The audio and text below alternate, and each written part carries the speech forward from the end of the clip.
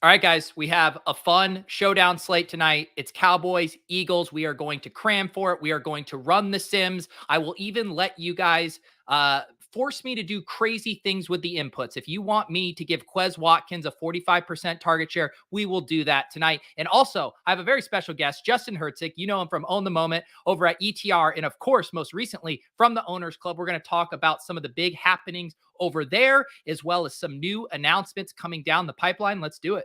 I suffer from a debilitating condition known as atropic shockitis. Peter's one of the greatest depositors I've ever seen. Trust the process. Let's go. Let's go. I got auto matched with Levitan. This is bullshit. If I just go the other way in that 66, I win all the money. All the money. If I had 150 lineups, I'd win too.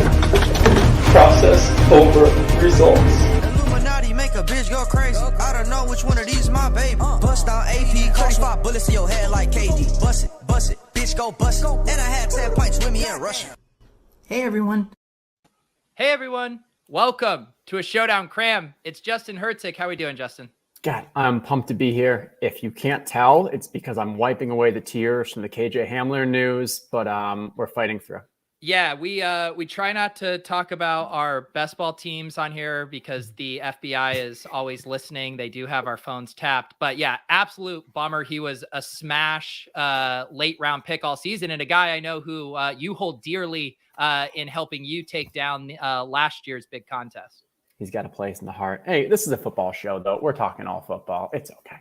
That's right. And for those of you guys don't know, you have probably seen me on some of my shows setting my Owners Club lineup. It is a new NFT meets DFS style game that Justin and the crew over at Own the Moment launched. I've been having a lot of fun with it. I think I'm on pace for my second cash this week. Ooh. But right as I was getting settled into the routine, you guys are shaking things up. You got all kinds of new offerings now.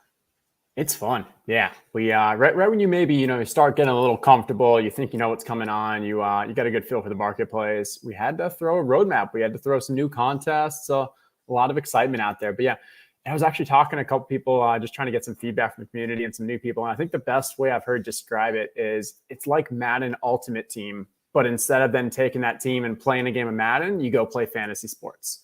And then you throw in that the contests are free, the $1 million in prizes, blah, blah, blah. But I like that kind of spin on it because it really makes sense with the pack opening, the randomness, and then opportunity to kind of upgrade and such. But it's going well. I like to hear. I'm glad to hear you might be getting that second cash this week. Yeah, I just actually checked here. It looks like I have two caches, although one of them I don't know if it's going to hold on here. 125, 272. I've just been rolling out my stacks, trying to get a bring back when it makes sense, like with this Washington tight end, and just didn't mix and match my defense and running backs quite as well. If I get Broncos running back and Cardinals defense up here, then I'm really cooking. That would have been making moves. Yeah. And I mean, it's tough because you look at Seattle, you got Buffalo. Those are two core stacks that, I mean, you've got a decent chance. And when I'm thinking back to like our lineup creation for the past week, like those are stacks that, I mean, yeah, they were maybe, I guess what, Seattle was fairly chalky. Buffalo was definitely the contrarian one that went off, but I like it. And do you got any trash cards down there that may have some additional utility with these new contests? Yeah, I mean, I definitely have my fair share of trash cards here. So we will be able. I'm loaded up on Jets. I think I have a lot of Jets in here. We got a lot of Dolphins. So, oh yeah, so tell the people, because now you have brought utility to trash cards. And it's funny because we obviously don't want to tip anything, but we mentioned at the beginning of the season, like, hey, we think all cards have value, and we didn't want to say anything else. But just today, we officially made that announcement that, yeah, we've added a few new contests to it as well. So it's going to be another, I think, 250K plus in prizes throughout the season. My favorite is the low ball contest. So with the low ball, you have to submit a live team. So no bye weeks, but you submit your 5-card team. And you actually want to score the least amount of points. So just thinking about the scoring, like you're choosing a defense and just hoping everyone goes off on you. And you're hoping that you have that Justin Fields game where he literally scores the 4 DK points and forces me into the worst DK swap I've probably ever done this past weekend. And you have some fun with it. And then the second one, and the best part there, The serials are the opposite. So if you actually, the tiebreakers are going to be high serials. So now not only do you want those, the cards that, not the best teams, not the best players, but the higher the serial, the better off you are there. Yeah, I think it's very fun. I like the simplicity of the game. I've been spending about 25, 30 minutes on Sundays kind of thinking through my strategy, but then wanting to have more contests, more ways to play it. So I think adding these elements are going to be really fun. And to instead of just, I think even if you have a decent collection, you kind of just jamming the same kind of stacks each week. And this just brings a lot more texture, I think, to the type of play, I would say. Yeah, well, and look at the next one. So then you have the Island of Misfit cards, playoff from Rudolph and all. Kansas City tight end, we know that is a smash spot. You normally are just plugging that in your main event lineup and going. Now, maybe there's a strategic aspect where you're like, hey, I'm going to actually put in the Island Misfit cards. The prize pool is a little smaller, but maybe there's not as many Kansas City tight ends there. So now it's helping people in the main event because they're going against the Kansas City tight end less often. And it's helping people who actually are playing that in the Island of Misfit cards, because that's obviously just such a smash card when you're only playing tight ends and defenses, because that's what this new contest is. We had the side hustle. It's almost always QBs, wide receivers, and running backs. So let's find those Misfit cards, the tight ends and defenses, and put a little 2-card version of the side hustle for additional utility with those. Yeah, I've been enjoying the game theory of that. And one of the reasons I love kind of my Bills, although the cat's out of the bag on the Bills now after their kind of 2 down weeks, but just having like that second tier of basically not the chalk, most popular, most likely to be the top scorers, but the guys that have the potential to be it, just not at the same frequency, that are going to be under-owned relative to what their ceiling is. So the Seahawks, I think, are a perfect one. I also like my Eagles stacks and stuff like that. So being able to now kind of adjust that kind of game theory to specific contests, I think will be very fun. Yeah, I mean, at the end of the day, with these new contests, you can now play up to 42 cards. So if you took everyone in the ecosystem and there's not enough cards for all of them to be able to play the max. So there will be just this increased demand for the cards, which we've already seen from the marketplace was helping there. And then we wanted to make sure that, hey, like this isn't just a one season thing. While the primary utility comes in this form of contests, there will be additional value. And we're holding an OGs contest next year as well, where you can only play this year's cards. So end of day, we just wanted to add as much utility and value to all these cards and increase your confidence and kind of the pre-order that's going on right now and your larger collection and the marketplace. Hey, buy with confidence, because there really is a lot of value in here. Yeah. And we'll talk a little bit more about this at the end of the show. We are going to Cram for the Showdown. And I do have the link down below if you guys want to check out the Owners Club. So people know there was an initial pack drop. And now there's going to be a second one in the pre-orders. Do those close tonight? Tonight at midnight, yeah. So that initial preseason one sold out in less than 2 minutes. The demand was ridiculous. And we're like, okay, we need to go with a little more fair, equitable system. So we did pre-orders. You've had the past 2 days and still today to go in. All you got to do is make your account and just put in your pre-order. And from there, we'll then, give priority to new users and try to get as many people, as many packs as possible until we run out. Yep. So right up here on the site, you just click that banner. You can pick your pre-order. This quantity here that you are picking, you're not paying for it right now. You're getting verified and pre-ordered for it, and then you'll get a link to go redeem how many you selected. Correct? Correct. And so if you choose 6, and then on the data, and then what it does is it allocates you 6. So until we get to a point of where we sell out, then obviously we got to figure it out and you get capped. But if you say 6 and we don't sell out to that point, then you get the email and you go buy your 6, and it already has it fully reserved for you. You can buy with credit card, try to make it as easy as possible. And how close, I know you guys have stuff going on with KYC. How close am I to being able to use like my OTM balance to buy packs? Not soon enough, but we're hoping. Behind the scenes, yeah, we've got to run KYC. We've got to get USDC actually to basically do the back end transfers. Hoping a few weeks. Middle of the season's probably a bit more realistic because I think once we have that for the marketplace, I know there's going to be so much more activity. Like we've already had, I think, I don't want to throw the number out, 2,000, 2,500, something around that, like a large amount of sales, but it's still a bit of a cumbersome process with the actual wrapped ETH and such. Once we can get that kind of credit card, it's just going to be a lot easier for people. For sure. All right. Like I said, we can talk a little bit more strategy at the end. Let's dive in to this showdown slate. Justin, I know you are a grinder of all kinds of fantasy formats. You mess around with the short slates, the the second half showdown slates. Do you get in the weeds for these kind of premier showdown contests? I do. It's really just a time allocation thing. And a lot of times it's kind of just picking the game and seeing where I think there's an opportunity. So usually like with DraftKings, I'll kind of go through and see if like, hey, there's kind of 2 or 3 low price guys where I think they're not just going to be those smash like high ownership spots. And if I like those, I'll kind of just go in and kind of make those a bit more centerpieces as I build these out. I was looking through and I think my initial lean was just that I think the Eagles might have a little trouble this game. And the Jalen Hurts between what we saw week 1 versus week 2 was just night and day between kind of going against Falcons and going against 49ers.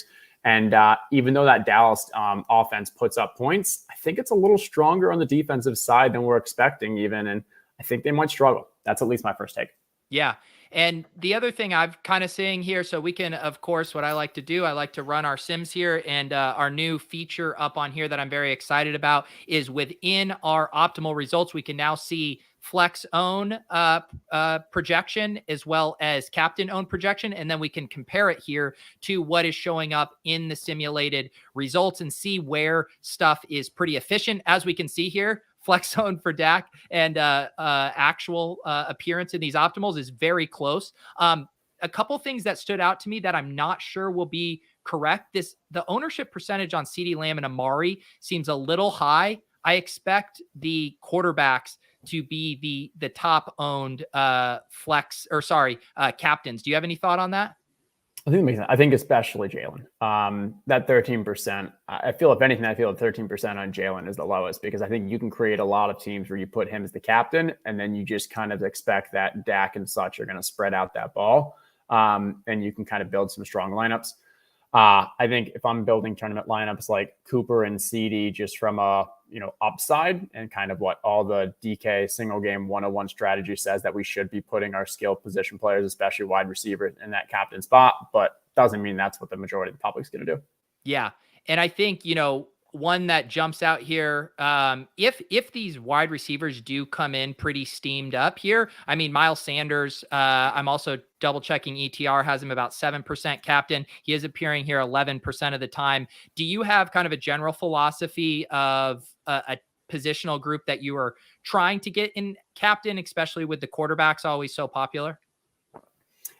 I almost just say I'm completely fading the QB. Jalen Hurts maybe, like from a captain's wise, Jalen Hurts might be one of those examples where I'm okay with it and just going with a single stack partner. The thing is, he's been spreading the ball out pretty well. Like Devonta did have the 7 targets last week, but other than that, he still just was, I think it was 12 or 23, just very inefficient there. I'm very strong in the wide receivers and the captains. And then if you have do you have a running back that you feel kind of has that blowout potential in this game? Zeke and Sanders, but I'd say yeah. Well, yeah, and if your kind of thesis is correct that the Eagles, like I feel like Zeke is kind of, he needs this, 2 touchdown lead to where the Cowboys just feel like, all right, we can leave Zeke on the field. We can just let him pound the rock, we'll salt the clock, because I'm now worried just after these 2 games, based on what we've seen in close contests, that he is going to split a decent amount with Pollard. So I just feel like it caps both of their ceilings, but obviously we're trying to play certain game script scenarios here. I would say Miles Sanders probably does have one of the higher ceilings of these running backs here. Yeah. I mean, it's interesting because Cowboys haven't really played in a game they've led. Both of them were very close games, lost at the end of Bucks, won at the end of the Chargers. I'm not sure if we see Pollard as much as we've been seeing him in a game that the Cowboys, as you said, are up. And we know that the Cowboys are going to, there's going to be a game or two this year that Zeke has 2, if not 3 TDs. And in those games, what I do like about putting that in the captain is we can then use our structure to really capitalize on that, because it's not like Alvin Kamara where, hey, he can be your captain and actually be the best captain there is.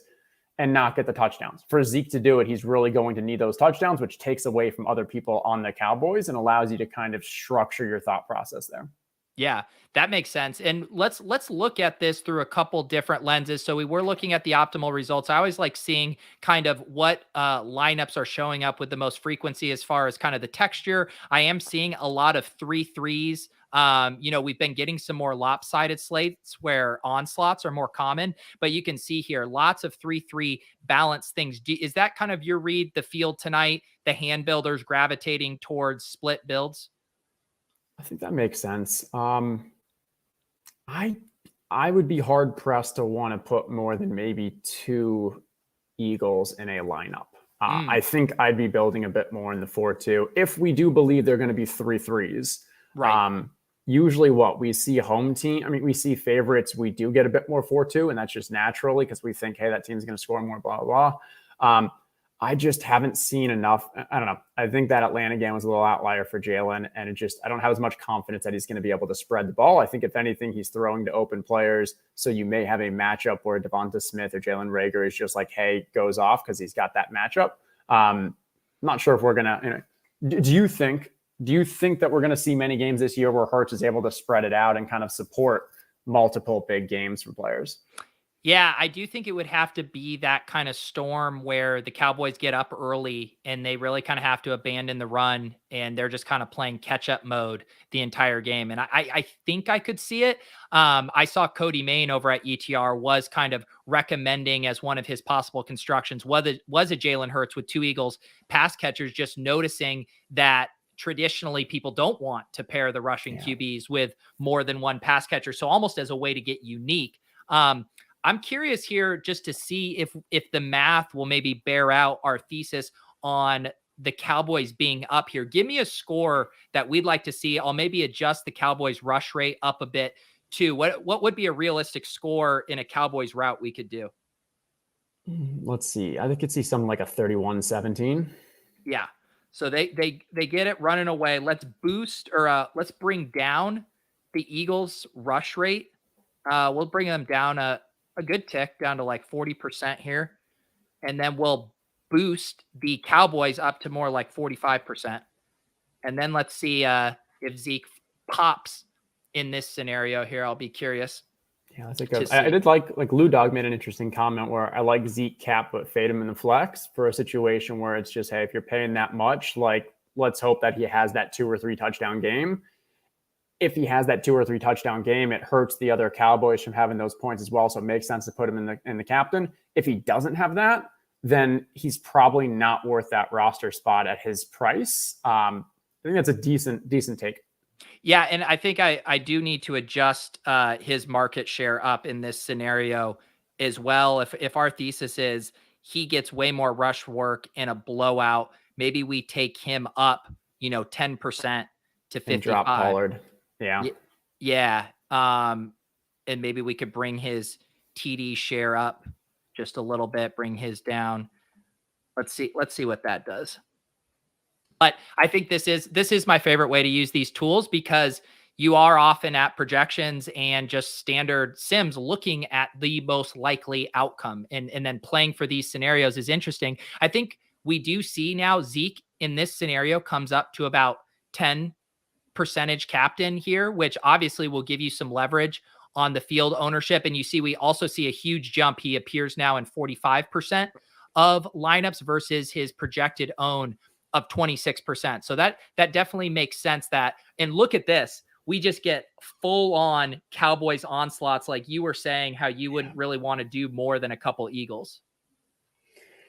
Yeah. I mean, well, hey, if you tell me the score is 31-17, I'm definitely not putting more than 2 Eagles. I mean, what absolute nut play would be if it's 2 different pass catchers get a touchdown and you play all 3. But I think more likely you're playing something where I guess still possible with 17, but you're really more just hoping that you kind of just nail it with the 1 touchdown. Yeah, I'm looking at one here. So here's like a Zeke captain. We go with Cowboys defense, which I think makes sense a bit in these scenarios. Prescott, CD, you play Hurts, and then you go with a flyer wide receiver to round things out. Like a construction like that makes logical sense to me. Yep, no, I could see that. And I mean, if even in that situation, you're probably looking more for that 31-10, 31-13 score or something, and hope that Ward was the one that you got that kind of touchdown from. This one's funky. This is Zeke and Dak, but then you play both Eagles running backs, Hurts and Ertz. That one is a more tougher story to tell, I think. Yeah, I mean, then you got Zeke with multiple touchdowns, probably one receiving touchdown. Dak feels like you're overpaying unless maybe Dak has a rushing touchdown. It's a bit of a stretch, but I do like the idea of getting a little Gainwell in this flow. Yeah. Here's another one that's a Cowboys onslaught with Zeke at captain, Dak, CeeDee, Schultz, Dallas Cowboys defense, and then Miles Sanders coming back. I think stuff like that makes a decent amount of sense. Any other inputs we should mess around with here? Play God mode on this slate that you'd like to see? Let's see what chat has. What does chat want us to do? Have a little fun with it. All right. Thoughts on Gainwell as a bring back in a Cowboys blowout? I mean, that makes sense to me. Yep, Definitely makes sense. I still think that even if I'm doing a Cowboys blowout, I still want to get Jalen in there. I mean, if I'm thinking of a situation where Cowboys are up 2-3 scores, it probably means that they're starting to play a little off the line. Hurts is able to get a bit more rushing. And honestly, just the lack of efficiency in the air could just mean that he's willing to kind of use the legs a bit more. Throwing in a Hurts and a Gainwell is probably a very unique roster construction if you're going as a way to get unique when you're going 4-2 Cowboys. Yeah. John mentioning that Run the Sim seems to hate kickers. I talked about this with Justin last week when we did a show, and this is actually something you'll see just in regular optimizers as well when you run them, that it takes a lot, a unique slate for them to be popping a lot. And then specifically with the Sims, what Justin said is there's not a lot of correlation between kickers and other positions. So they all end up kind of like randomized, spread out through lineups, but not appearing in any high frequency of lineups just because of that lack of correlation. How do you think about defense and kickers on showdowns? I mean, I think I'm doing it based off the construction. So if I'm doing the 31-17 here, I'm just completely Xing out the Eagles, kicker there. And I'm probably adding a small boost as well to what we have, from a Dallas stance. I think it's also interesting. So I've done, as you mentioned, I've done a lot of the second half stuff, and it's always interesting to look at hey, what happens with second half correlation based off the halftime score. And surprisingly, kicking in general actually doesn't go up for either team in the second half. If you are down, it goes down as a correlation. And if you are up, it actually stays about the same. And so I think what that kind of tells me is I don't really ever want to give a large boost. If there's a blowout, I don't want to ever really give a large boost to a kicker just because I think they're ahead and now they're more likely to kick, because in reality, they're also more likely to punt. But what I will do is give a D-boost, a neg, or whatever we want to call it, to the team that is substantially behind.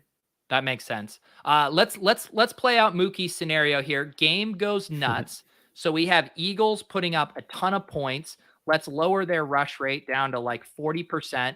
Cowboys also score 34 points. They're not running much. Let's even take them down to 38%. They're just absolutely chucking this game. We'll see what we have here. And then maybe we can build a lineup, because I am registered for the Spy tonight. So Justin has to help me build this lineup here. All right. Okay. So obviously seeing a ton of Prescott and Hurts. I would say one of the bigger movers here is Devonta Smith, now appearing as the third most common captain, which is, I think that makes sense too in these scenarios where the Eagles are having to pass a ton. Devonta Smith would be a big beneficiary. You even see Jalen Reagor start to come up here. Jalen Reagor only going to be 1%, 2% in captain. He's appearing here 6% in shootouts. We head over to the lineups, and I think we now start to see some more heavy Eagles builds, because I do think the Eagles present probably more values on this slate. And if you're projecting them to score that many points, it makes sense that we'd see, a 5-1 like this at the top. Yeah, and I mean, given the score that you included, it was a little interesting to see Miles Sanders so high up. But when you consider he's only 8,000, you throw him in the captain, it just gives you a bit more flexibility. And Miles Sanders can still have that huge game where you're comparing what is maybe around 2,000 less than the Dallas Cowboys wide receivers. But if we know that the Eagles are scoring 37 points, well, yeah, I'm happy to give the Eagles some strong boosts there. And hey, I think it was Cody and some of the others at ETR have done this analysis to show, like, from a showdown, where is the value? And a lot of the time it's going 4-2 with the team that's the underdog. And so in this situation, you'd be going with, hey, 4 Eagles, 2 Cowboys. I think I'd want to make sure that my Cowboys are Dak and either Cooper or CD, and just expect that, like, hey, they're going to have one of those that will have that big game playing catch up or something. And then Jalen Hurts, we have seen, spreads the ball around. So if he can just do it efficiently, I could see that game script working. Yeah. And I think I am, the more I look at this stuff, I am pretty interested in some of these lineups here with a Devonta Smith captain. I think that makes a lot of sense. We talked about that, if you double stack Hurts here with a Devonta Smith and Rager, and then you could even throw in a Zach Ertz, who I would say Zach Ertz is underpriced relative to his role compared to Goddard. Like, he's not very far behind in snaps, in target share. And I think, as over at ETR, the age model just does not look fondly on Zach Ertz, but he looks like a decent play tonight. Yeah, I definitely wouldn't be opposed to that. And so, like, I'm trying to think through, like, this is what we're going with. I think I'd want to see Devonta Smith and the captain. I'd want to see Jalen Hurts. I want to see Dak, and I want to see Cooper.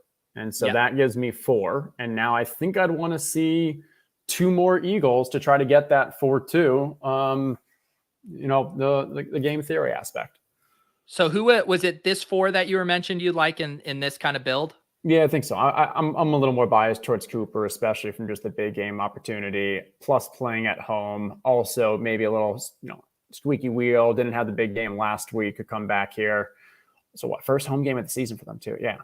And now I think we couldn't fit Sanders. That's a little too expensive. But if we do go with Ertz, that gets us up to 5,800, which gets you Quez Watkins, who might be interesting. That's a fun one. I don't hate it. Yeah, I'm looking, for ownership here. Quez is going to come in probably about 10 percentage points less than Jalen Rager. I just assume most people, if they have the 800 or whatever, are going to try to get up to him. So I think Quez makes a decent amount of sense. And, I love him in these GPPs too. He just has such a high ADA. I guess Rager does too. But Quez has been, I don't know, I think he's a major focal point of their offense. Hey, you're playing this bias as 1,000 entrants. This isn't going for the millie, so it's not like we need to even go further down to leave more salary on the table. Other than Ross Vegas saying that this is his lineup. Yeah, here's what's crazy is I don't know if I just naturally build chalky lineups on the show or if these guys troll me, because every week I build a lineup and someone says they made that lineup, Justin. I don't know if I can trust them or not. At the end of the day, once they submit it, they just want to take credit so that when this wins the million, God, I can't believe Overzet copied me. I know. No, well, now they're making me think, should I do something different? I think you could also, I'm curious in this one. So in this scenario, I wonder could you see a Gainwell as well in this lineup, or does that not kind of game flow line up for you? I could, but I'd rather have Kaz just because I feel more confident in okay. So here's the other side. Devonta Smith is captain.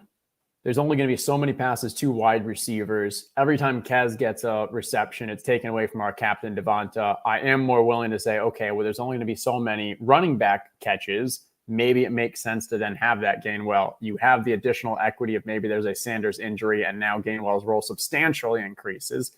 Or just in this situation, this could be a Cowboys win. I mean, the way that we're playing it out, it could be a Cowboys win with Dak and Cooper, and now we are playing catch up. So Gainwell makes sense from a catch up. You know what? I am not going to let the chat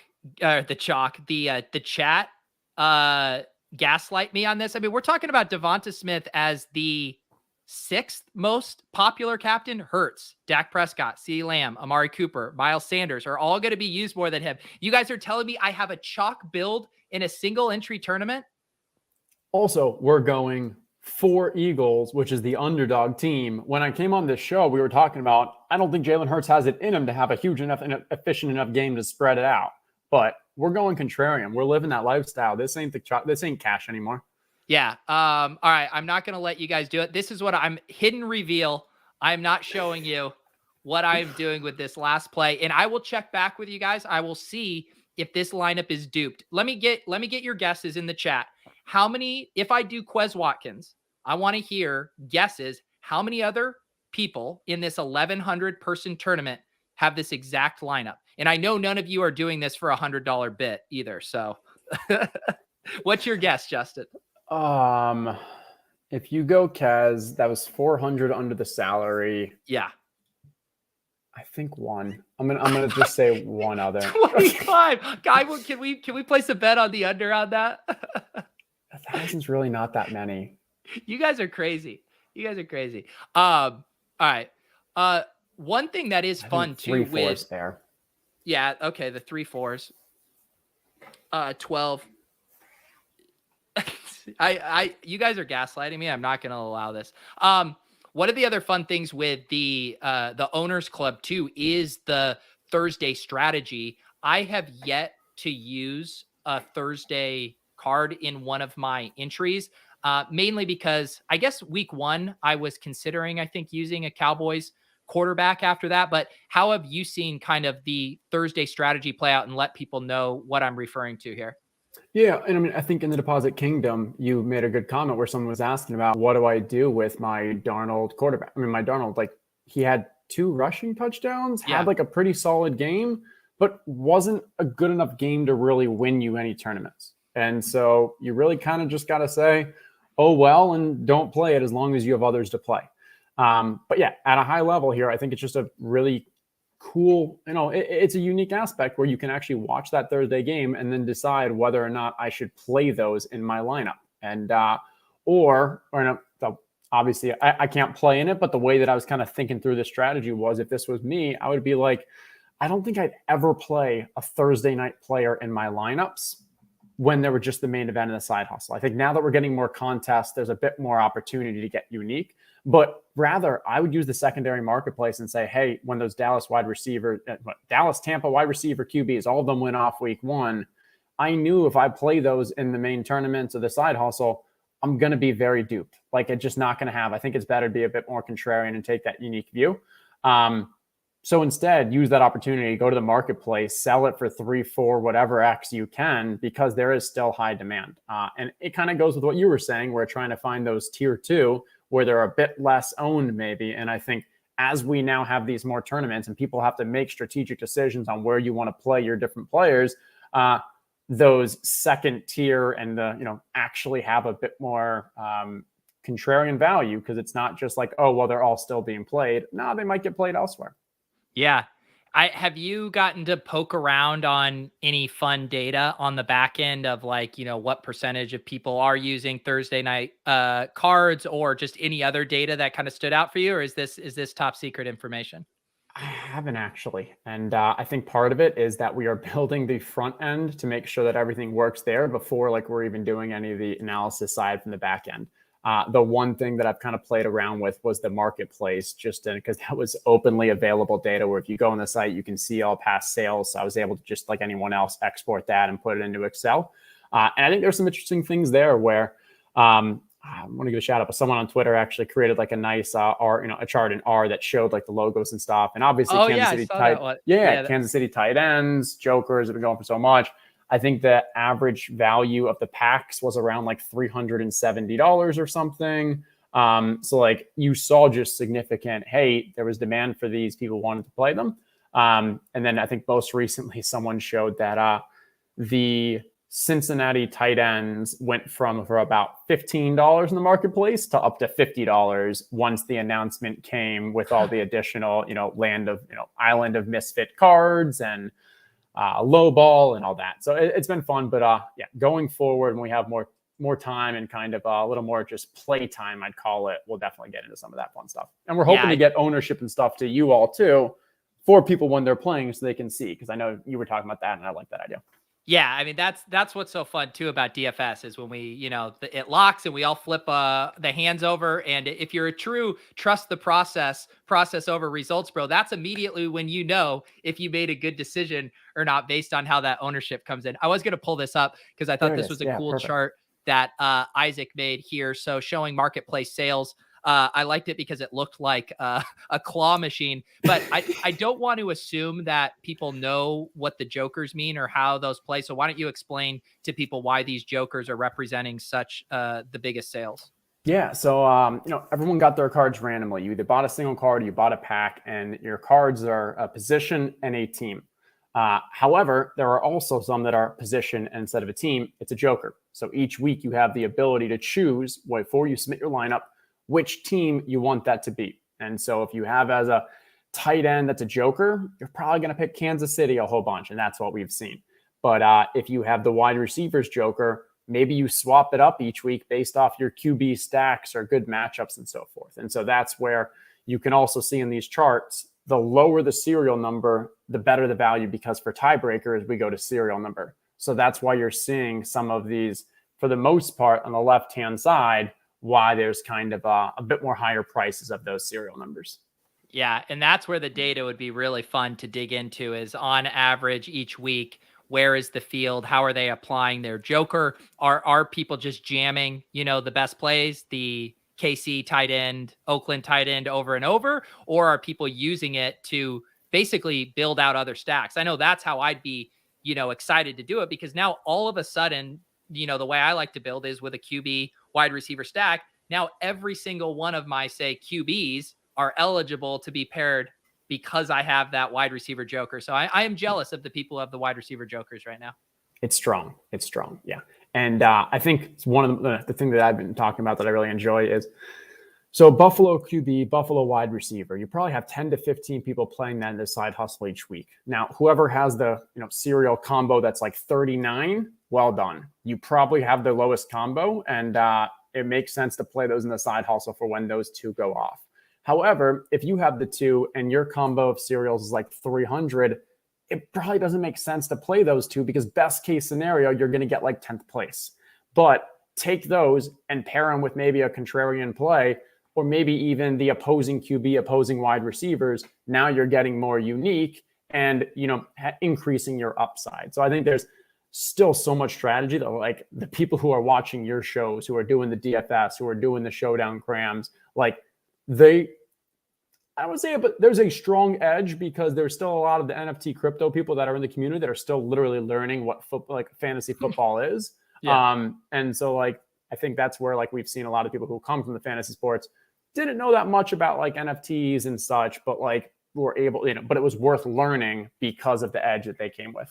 Yeah. And what's fun, I think, is, with DFS, there's so many options that it can kind of make your head spin sometimes, which direction you're kind of going. Sometimes in these more simplified games, your leverage for being contrarian is even more powerful. And it's funny because on my Sunday streams, I've been setting my lineups for the Owners Club and also doing the underdog, the 6-round drafts, where basically all the guys with the top 60 ADP are probably going in 85% of drafts, and yet have a similar projection as the guys who are picked 60 through 100. So just by getting unique with that last pick, you're getting massive leverage on the field and not even sacrificing projected points. And I think the same thing plays out in this format, where people can't resist playing their best cards, and you're not even sacrificing that many points, but you're going to get paid off so much more when you're right. Think about defenses. That not every defense is being played. And outside of what maybe the 1 or 2, 3 best matchups, there's really, and then maybe the 1 or 2, 3 worst matchups, they're all pretty similar. Use the ones that are not being played as much just because of name brand. And when they do come up with that 22-pointer that Arizona did last week, you're gaining massive ground on the field.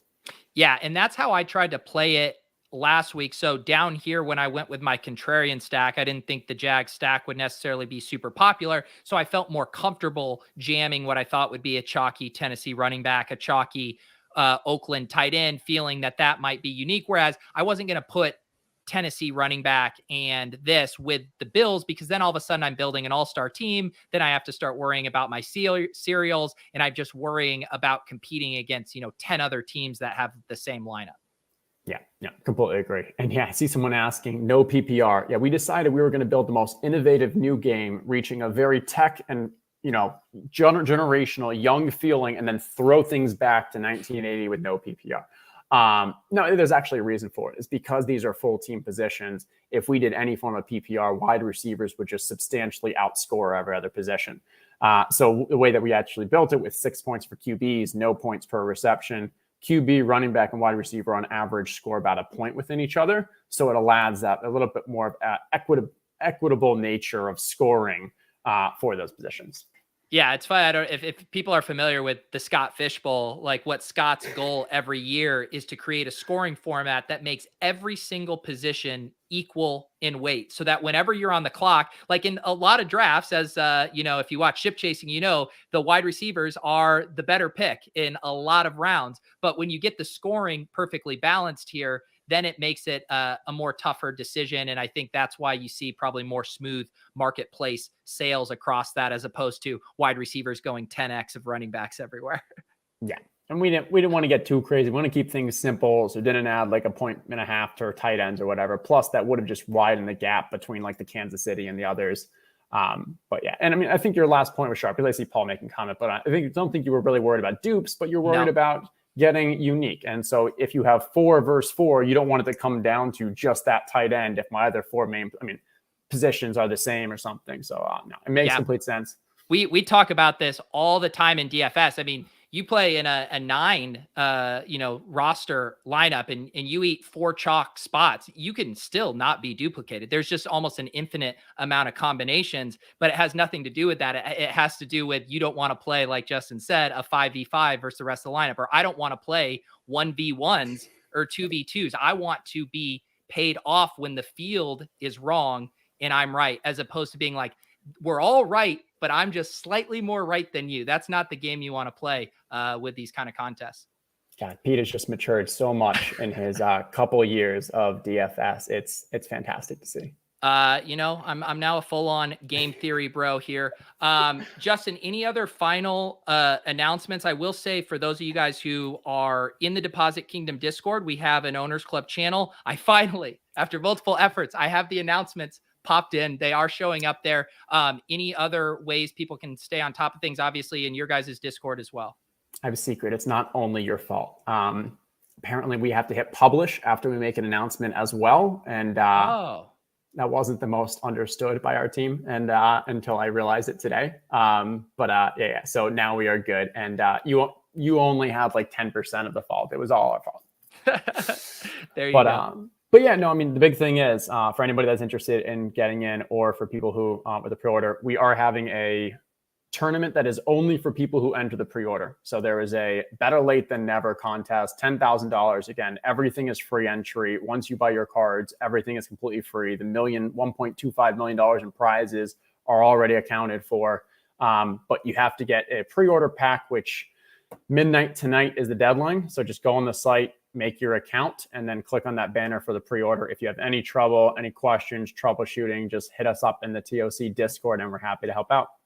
There you go. KZ is demanding I show him my last pick. I will tell you, we have lock here in a minute. I'm going Quez Watkins, and I'm taking under 3 dupes. Under 3 dupes, despite the chat being so bullish that I'm a chalk donkey. How about this? If I'm wrong, I will do a giveaway in the Discord for be careful. There's still 30 seconds. They're entering right now. They're going $100. So with $100, Justin, you could buy multiple good moments in the store. So I think there's better ways. But yes, if I'm duped, I will do a giveaway for you guys. Justin, thank you for joining me tonight. Good luck on this slate. Good luck with the Owners Club. Have been having a lot of fun with it. Any other final plugs here? You guys obviously rolling with all your shows over at Own the Moment. Anything else I'm forgetting? Yeah, no, 15 minutes. I'm jumping over there right now. We have Carlini joining us tonight. Ooh. So yeah, I'm excited. From the Pernelopes, and a Top Shot OG, worked with Pranksy on the NFT boxes, and now with the Pernelopes, which I know our good friend Davis is really into. Yes, I am very into the Purs as well. I was thinking about adding to my Pur war chest actually earlier today, so I am excited to listen to him on the show. I bought my first one this weekend, and it's a fire one. I like it. There you go. All right, guys. Thank you for hanging out with us. I will be back. What do we have tomorrow? I will be back just for Club Top Shot in the evening. Also, I am my friends over at Club NGMI, the hottest NFT channel in the Discord. We're simulcasting their show. So that'll be up on my channel here in about a little over an hour at 9:30 if you guys want some NFT talk as NFTs rip. Summer never ends, Justin. All right, guys. Good luck tonight. We'll see you later.